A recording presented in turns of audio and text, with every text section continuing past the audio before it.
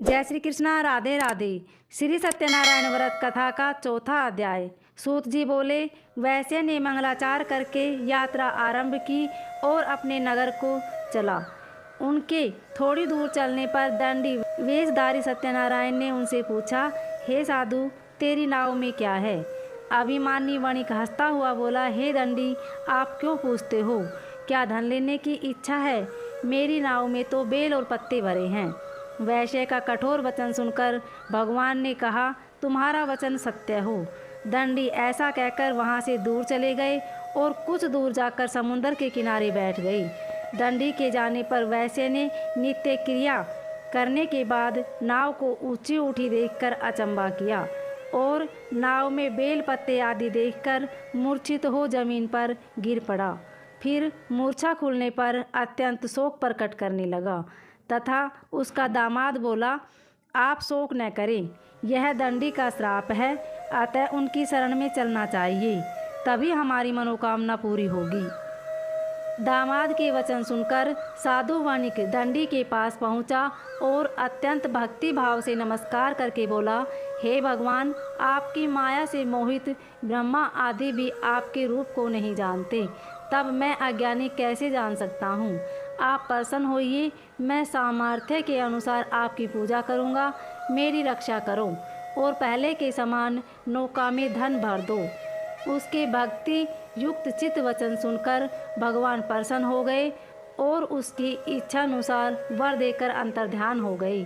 तब उन्होंने नाव पर आकर देखा कि नाव धन से परिपूर्ण है।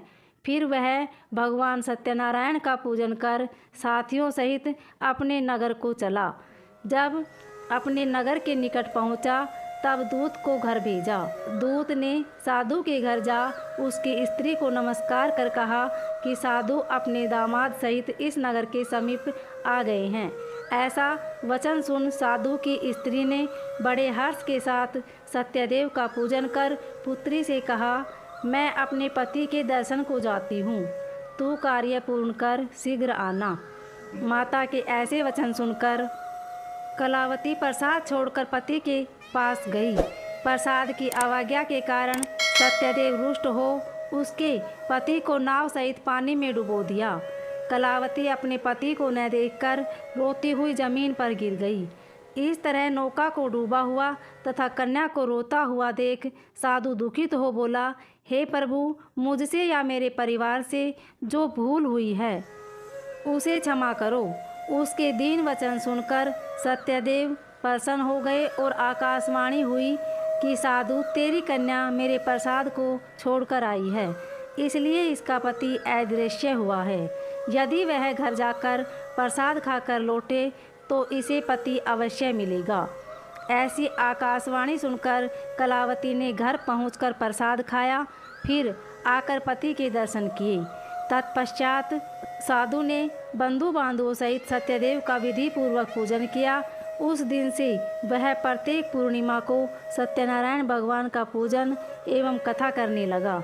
फिर इस लोक का सुख भोग कर अंत में स्वर्ग लोक को गया। बोलिए श्री सत्यनारायण भगवान की जय।